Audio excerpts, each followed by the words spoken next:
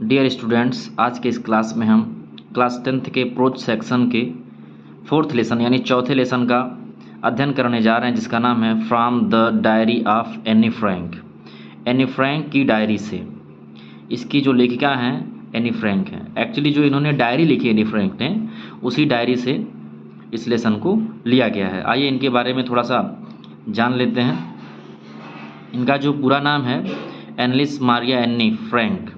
इनका जन्म जो है 12 जून 1929 यानी 12 जून 1929 को हुआ था, और इनकी मृत्यु फरवरी मार्च कंफर्म नहीं है, फरवरी में हुई थी या मार्च में, 1945 में हुआ था।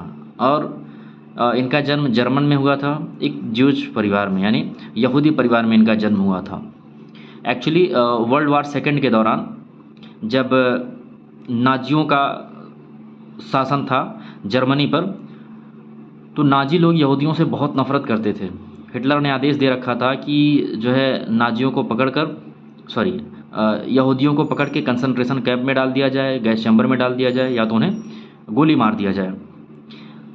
आप सोचिए, कंसंट्रेशन कैंप में जब यहूदियों को डाला जाता था, वहाँ पर ना तो उन्हें खाना दिया जाता था, ना उन्हें पानी दिया जाता था। बेचारे सब तड़प तड़प के मर जाते थे। ये सिर्फ इसलिए था क्योंकि नाजियों को यहूदियों से बहुत नफरत था। हिटलर भी नाजी ही था और सत्ता उसी की थी। तो जो देखिए, नाजी लोगों ने जब पावर को हासिल कर लिया, जब वो सत्ता में आए, तब उन्होंने ऐसा आदेश दिया कि जो है यहूदियों को मार दिया जाए। एज देखिए यहाँ पे भी है, as persecutions against the Jewish population increased. Jewish जो यहूदी जो लोग थे, उनके खिलाफ अत्याचार बहुत बढ़ गया था।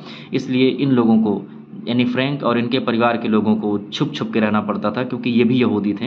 इन्हें भी डर था कि कहीं हमको भी पकड़ के कंसंट्रेशन कैंप में ना डाल दिया जाए, तो ये छुप छुप के जी रहे थे सब। उसी दौरान जो एनी फ्रैंक हैं, वो बड़ी अकेली महसूस करने लगती हैं। कोई जो है होता नहीं है जिससे अपनी बातों को शेयर कर पाएँ। तो होता यह है कि इनके पिताजी उनके 13th बर्थडे 13वें जन्मदिन पर उनको एक डायरी देते हैं, और वो डायरी लिखना शुरू कर देती हैं। और जो डायरी में जो पहली एंट्री होती है वो 12 जून 1942 को होती है, और आखिरी एंट्री जो होती है 1 अगस्त 1944 को होती है। उनके पिताजी का नाम जो है ओटो फ्रैंक है, उनकी माताजी का नाम एडिथ हॉलैंडर है, और उनकी एक बहन है जिनका नाम मार्गॉट फ्रैंक है। तो ये सब लोग पकड़े जाते हैं और कंसंट्रेशन कैंप में डाल दिए जाते हैं। इनकी मृत्यु और उनकी बहन की भी मृत्यु टाइफस से हो जाती है। केवल अकेले उनके पिताजी बचते हैं। वो वापस जब आते हैं एम्स्टर्डम में, जहाँ पे वो पहले रहते थे, तो उनको ये डायरी मिलती है। तो वो जब युद्ध समाप्त हो जाता है तब वापस आते हैं वो। तो उनको वो डायरी मिलती है, तो वो डायरी वो प्रकाशित करने का निश्चय करते हैं। फिर वो डायरी प्रकाशित होती है, इंग्लिश भाषा में प्रकाशित होती है, और उसका नाम दिया जाता है the diary of a young girl. Actually originally जो उसकी भाषा थी, डायरी जिस भाषा में लिखी गई थी, वो डच भाषा में लिखी गई थी। उसके बाद दुनिया की कई सारी भाषाओं में इस डायरी को ट्रांसलेट किया गया, और दुनिया में सबसे ज़्यादा पढ़ी जाने वाली किताब ये बन गई थी। ये जो 13 वर्ष की बच्ची ने ये डायरी लिखा, अगर ये जिंदा होती तो इसे भी बड़ा आश्चर्य होता कि इसकी डायरी पूरी दुनिया में इतनी ज़्यादा पढ़ी गई। ये एक तरीके से बहुत बड़ी कामयाबी होती इसके लिए। तो इनके बारे में कुछ महत्वपूर्ण जानकारी था जो हम लोगों ने जान लिया। अब आइए लेसन का जो है अध्ययन करते हैं, जहाँ से शुरू है। एनी फ्रैंक कहती हैं, राइटिंग इन ए डायरी लिखना is a really strange experience. सचमुच अजीब अनुभव है। फॉर समवन, किसी के लिए, लाइक मी, मेरी तरह के किसी भी व्यक्ति के लिए डायरी लिखना एक अजीब अनुभव है। नॉट ओनली, केवल इसलिए नहीं, बिकॉज, क्योंकि आई हैव नेवर रिटन, मैंने कभी नहीं लिखा है, एनीथिंग, कुछ भी, बिफोर मतलब पहले। जो है डायरी लिखना एक अजीब अनुभव है मेरे लिए, केवल इसलिए नहीं क्योंकि मैंने इससे पहले कुछ भी नहीं लिखा है, बट आल्सो, बल्कि इसलिए, बिकॉज, क्योंकि इट सीम्स टू मी, मुझे ऐसा लगता है, सीम्स मतलब होता है लगना या प्रतीत होना, क्योंकि मुझे ऐसा लगता है दैट कि लेटर ऑन, बाद में, नीदर आई, ना तो मैं, नॉर एनीवन एल्स, ना ही कोई और, विल बी इंटरेस्टेड, रुचि रखेगा, इंटरेस्ट मतलब रुचि लेना, आनंद लेना, रुचि रखेगा, इन द म्यूजिंग्स, विचारों में, म्यूजिंग मतलब विचार, तो म्यूजिंग्स मतलब विचारों में, of A 13 year old school girl, एक 13 वर्षीय विद्यालय जाने वाली लड़की की। एनी फ्रैंक कहती हैं कि उन्होंने यहाँ कहा है ना पहले कि डायरी लिखना सचमुच एक अजीब अनुभव है। वो कह रही केवल इसलिए नहीं क्योंकि मैंने इससे पहले कुछ नहीं लिखा है, बल्कि इसलिए क्योंकि मुझे ऐसा लगता है कि बाद में ना तो मैं ना ही कोई और इस 13 वर्षीय स्कूल जाने वाली लड़की के विचारों में रुचि रखेगा। ओह वेल, खैर, इट डजंट मैटर, इससे कोई फर्क नहीं पड़ता। आई फील लाइक मतलब होता है चाहना। आई फील लाइक राइटिंग, मैं लिखना चाहती हूँ। एंड और I have an even greater need, greater need का मतलब होता है अधिक ज़रूरत, और मुझे अधिक ज़रूरत है to get all kinds of things of my chest. Get off का मतलब होता है निकालना या छुटकारा पाना। मुझे अधिक ज़रूरत है to get all kinds of things, सभी तरीके की चीज़ों को अपने चेस्ट से, अपने हृदय से गेट ऑफ, बाहर निकालने की, छुटकारा पाने की। मुझे डायरी लिखने की ज़रूरत इसलिए भी है क्योंकि मैं अपने मन की सभी चीज़ों को बाहर निकालना चाहती हूँ। कोई है नहीं जिसको मैं सुना करके निकाल दूँ, इसलिए मुझे डायरी लिखने की ज़रूरत है ताकि मैं अपनी सारी बातें उसे कह सकूँ। आगे वो कहती हैं कि paper has more patience than people, paper में लोगों की अपेक्षा अधिक धैर्य होता है। पेशेंस मतलब होता है धैर्य। पेपर में लोगों की अपेक्षा अधिक धैर्य होता है। I thought of this saying, saying मतलब होता है यहाँ पे कहावत। आई थॉट, मैं सोची, ऑफ दिस सेइंग, इस कहावत के बारे में, मैं इस कहावत के बारे में सोची। On one of those days, उन दिनों में से एक दिन, उन दिनों में से एक दिन मैंने इस कहावत के बारे में सोची। किन दिनों में? When, जब I was feeling a little depressed, जब मैं, ए लिटिल मतलब थोड़ा सा, डिप्रेस्ड मतलब होता है निराश या उदास, फील मतलब होता है महसूस करना।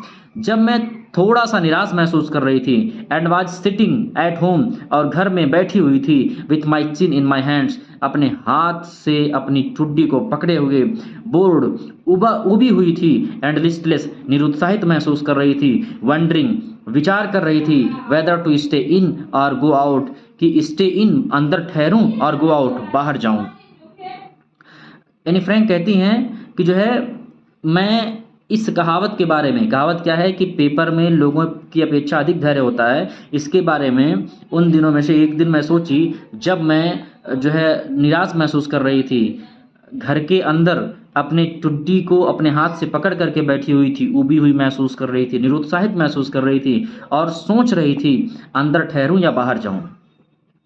आई फाइनली स्टेड, आई मतलब मैं, फाइनली मतलब अंततः, स्टे मतलब होता है ठहरना। स्टेड है तो ठहरी हुई थी।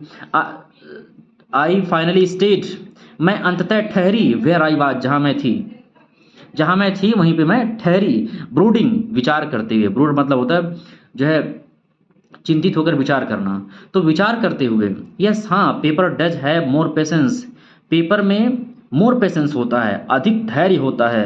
एंड और सिंस, चूंकि आई एम नॉट प्लानिंग, मैं, प्लान मतलब होता है योजना बनाना, मैं योजना नहीं बना रही हूँ। To let anyone else read, किसी और को रीड करने की, पढ़ने देने की। दिस इस स्टिप बैक्ड नोटबुक, इस सख्त जिल्दसाजी वाले नोटबुक को। ग्रांडली रिफर्ड, जिसे शान से कहा जाता है, टू एज ए डायरी, एक डायरी कहा जाता है। ये कहती हैं कि मैं ऐसी कोई योजना नहीं बना रही हूँ कि कोई इस सख्त जिल्द वाले नोटबुक को, जिसे डायरी कहा जाता है, उसे पढ़े। मतलब मैं डायरी लिखना चाहती हूँ इसलिए नहीं कि कोई और पढ़े। अनलेस, जब तक कि I should ever find a real friend, जब तक कि, अनलेस मतलब होता है जब तक कि नहीं। Unless I should ever find a real friend, जब तक कि मुझे एक वास्तविक मित्र, रियल फ्रेंड मतलब वास्तविक मित्र, नहीं मिल जाता। It probably won't make a bit of difference, इससे शायद ए बिट ऑफ, थोड़ा भी फर्क, ए बिट मतलब होता थोड़ा सा, मेक डिफरेंस मतलब अंतर आना, इससे थोड़ा भी अंतर नहीं आएगा। Now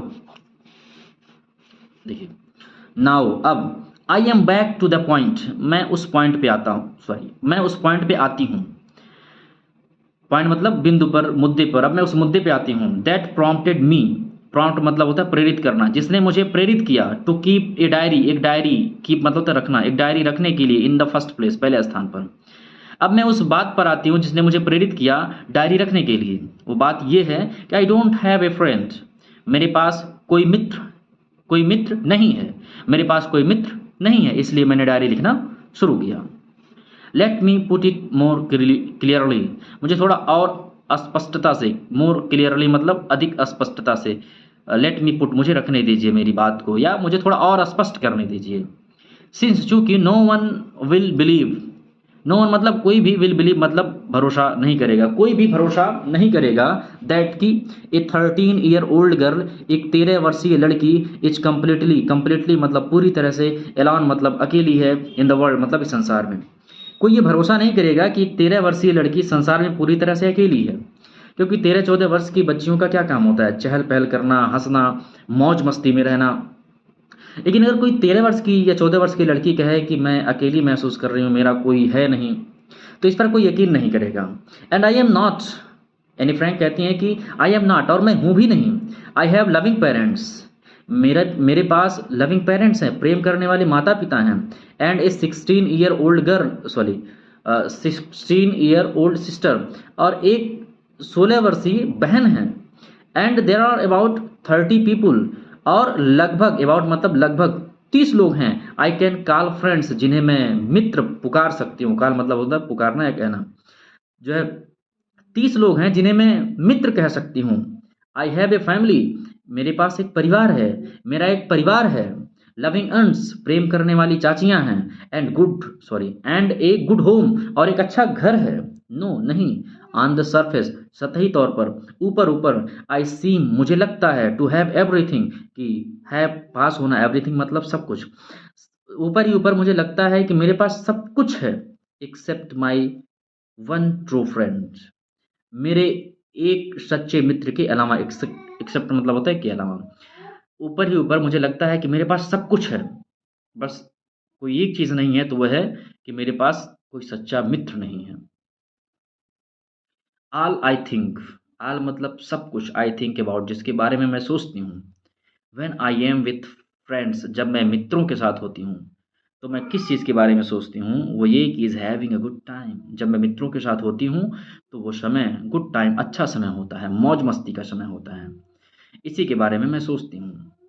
I can't bring myself to talk about anything, I can't bring myself to talk, यानी मैं बात नहीं कर सकती या मैं नहीं बता सकती, अबाउट एनीथिंग, किसी भी चीज़ के बारे में, बट सिवाय ऑर्डिनरी एवरीडे थिंग्स, सामान्य रोजमर्रा की चीज़ों के अलावा, सामान्य रोजमर्रा की चीज़ों के अलावा, या सामान्य जो है हर दिन घटित होने वाली छोटी या सामान्य चीज़ों के अलावा मैं और कुछ नहीं बता सकती। आइए थोड़ा और आगे देखते हैं कि जो है,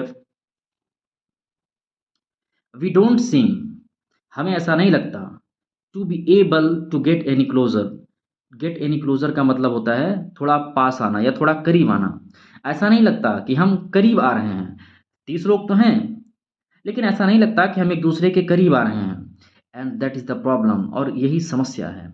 मे बी, हो सकता है, it is my fault, fault मतलब होता है दोष या गलती, हो सकता है कि यह मेरी गलती हो, दैट की we don't confide in each other, हम एक दूसरे की बातों को, कन्फाइड मतलब होता है गुप्त रख पाना, किसी की बात को गुप्त रख पाना, या भरोसा करना भी हो जाएगा यहाँ पे, जो है हो सकता है मेरी गलती हो कि हम एक दूसरे की बातों को गुप्त नहीं रख पाते हों, या हो सकता है मेरी गलती हो कि हम एक दूसरे में भरोसा नहीं कर पाते हों, इन एनी केस, फिर भी, that is just how things are, फिर भी चीज़ें ऐसी ही हैं, एंड अनफॉर्चुनेटली, और दुर्भाग्यवश, they are not liable to change, वे लोग लायबल नहीं हैं, उत्तरदायी नहीं हैं, टू चेंज बदलने को, यानी वे लोग बदलने को तैयार नहीं हैं। दिस इज़ वाई, इसी कारण से, I have started the diary, मैंने डायरी लिखना प्रारंभ किया। आइए आगे देखते हैं। मैं थोड़ा सा स्पीड में इसलिए पढ़ा रहा हूँ ना, ताकि जो है कम समय में कंटेंट ज़्यादा कवर कर लिया जाए, और उम्मीद है ये आपको समझ में भी आ रहा होगा।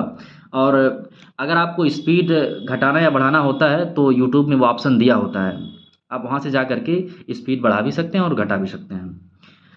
आगे वो कहते हैं कि टू इन्हेंस, इन्हेंस मतलब होता है बढ़ाना, to enhance the image of this long awaited friend, इस लॉन्ग अवेटेड मतलब जिसकी लंबे समय से प्रतीक्षा की गई हो, एक शब्द में कहें तो चीर प्रतीक्षित, इस चीर प्रतीक्षित मित्र की चित्र को बढ़ाने के लिए, इन माई इमेजिनेशन, अपनी कल्पना में इस चीर प्रतीक्षित मित्र के चित्र को बढ़ाने के लिए, I don't want to jot down the facts in this diary, इस डायरी में मैं सीधे, जो डॉन मतलब होता है लिखना, फैक्ट्स मतलब तथ्य, मैं सीधे इस डायरी में तथ्यों को नहीं लिखना चाहती। द वे, जिस तरीके से मोस्ट पीपुल वुड डू, जैसा कि या जिस तरीके से बहुत सारे, मोस्ट पीपुल मतलब बहुत सारे लोग करते हैं। बहुत सारे लोग क्या करते हैं, उनको जब डायरी लिखने का जो है मन होता है तो डायरी लेते हैं और सीधे उस दिन जो घटना घटी उसी को लिखना वहीं से तुरंत शुरू कर देते हैं, कोई परिचय नहीं देते हैं अपना। या वो डायरी ऐसा नहीं लिखते हैं कि जो कोई डायरी को पढ़े तो जो है लगे कि हाँ मतलब उसी के बारे में लिखा गया है। बट लेकिन I want the diary to be my friend, लेकिन मैं चाहती हूँ द डायरी की जो डायरी है टू बी माई फ्रेंड, मेरी मित्र बने। मैं चाहती हूँ कि जो डायरी है वो मेरी मित्र बने। And I am going to call this friend, और मैं इस मित्र को पुकारूंगी किट्टी। तो उन्होंने अपनी डायरी का क्या नाम रखा, किट्टी नाम रखा। आइए थोड़ा और आगे बढ़ते हैं, देखते हैं। सिंस, चूंकि नो वन वुड अंडरस्टैंड, कोई भी नहीं, अंडरस्टैंड मतलब होता है समझना, कोई भी नहीं समझेगा, a word of my stories to Kitty, एक भी शब्द मेरी कहानियों का, टू किट्टी, जो मैं किट्टी को सुना रही हूँ। एनी फ्रैंक कहती है कि जो है किट्टी को जो कहानियां मैं सुना रही हूँ उसका एक भी शब्द कोई नहीं समझेगा, इफ यदि I were to plunge right in. Plunge in का मतलब होता है to suddenly start doing something actively, मतलब किसी चीज को जो है अचानक से सीधे शुरू कर देना, बिना उसके बारे में कोई भूमिका बनाए, बिना कुछ परिचय दिए। यहाँ पे कहने का मतलब ये है कि अगर मैं सीधे लिखना शुरू कर देती हूँ, जैसे लोग करते हैं तथ्य लिखते हैं, वैसे मैं भी सीधे तथ्यों को लिखना शुरू कर देती हूँ, तो जो कहानी मैं जो है किट्टी को सुना रही हूँ उसको कोई समझेगा नहीं। आई हैड बेटर, मेरे लिए बेहतर ये होगा कि provide a brief sketch of my life, अपने जीवन का संक्षिप्त चित्रण प्रदान करूँ, अपने जीवन के बारे में थोड़ा सा लिखूँ, ये बेहतर होगा। Much as I dislike doing so, लेकिन जो है आई डिसलाइक डूइंग सो, ऐसा करना मुझे नापसंद है, मैं ऐसा नहीं करना चाहती। कैसा, मैं अपने जीवन के बारे में कुछ नहीं लिखना चाहती, लेकिन लिखना इसलिए पड़ेगा ताकि जो भी इसको पढ़े उसको पूरी की पूरी कहानी समझ में आती चली जाए।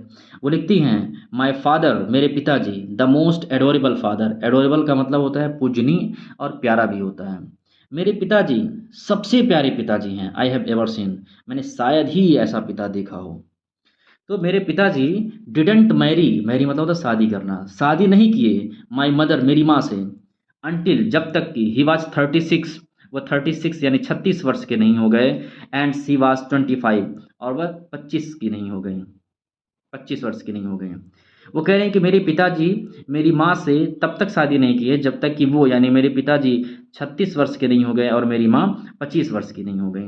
माई सिस्टर मार्गॉट, मेरी बहन Margot, was born in Frankfurt in Germany in 1926, मेरी बहन मार्गॉट का जन्म 1926 ईस्वी में जर्मनी के फ्रैंकफर्ट में हुआ था। आई वॉज बॉर्न ऑन 12 जून 1929, और मेरा जन्म, एनी फ्रैंक कहती हैं कि मेरा जन्म 12 जून 1929 को हुआ था। I lived in Frankfurt until I was 4, मैं फ्रैंकफर्ट में रही जब तक कि मैं 4 वर्ष की नहीं हो गई, यानी मैं 4 वर्ष तक फ्रैंकफर्ट में रही। ये एक स्थान का नाम है जो जर्मनी में है, Frankfurt. My father immigrated to Holland in 1933, और माई फादर, मेरे पिताजी 1933 ईस्वी में हॉलैंड उत्प्रवास कर गए, यानी हॉलैंड चले गए, ऐसा भाव है, ऐसा कहने का मतलब है। माई मदर, मेरी माँ, Edith Hollander Frank, Anne Frank की माँ का क्या नाम है, एडिथ हॉलैंडर फ्रैंक, मेरी माँ Edith Hollander Frank went with him, उनके साथ चली गई, टू हॉलैंड, हॉलैंड इन सितंबर में। मेरी माँ एडिथ हॉलैंडर फ्रैंक जो है उनके साथ यानी मेरे पिताजी के साथ सितंबर में हॉलैंड चली गई। वाइल मॉर्गॉट, जबकि मॉर्गॉट एंड आई, और मुझे, वे आर सेंट, भेज दिया गया, टू अचन, अचन भेज दिया गया, to stay with our grandmother, हमारी दादी माँ के साथ रहने के लिए। स्टे मतलब ठहरना या रहना। जबकि मॉर्गॉट को और मुझे हमारी दादी माँ के साथ रहने के लिए अचन भेज दिया गया।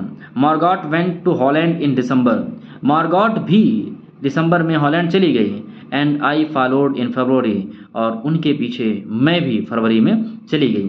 व्हेन, जब, I was plunked down on the table as a birthday present for Margot, और जब मैं वहाँ गई तो हो सकता है जिस दिन ये गई हूँ उस दिन मॉर्गॉट का बर्थडे रहा हो, तो उनके जो है माता पिता ने कहा हो कि यहाँ पे कहा जा रहा है कि एनी फ्रैंक कहती हैं कि आई वॉज प्लंक डाउन, मुझे पटक दिया गया ऑन द टेबल पर।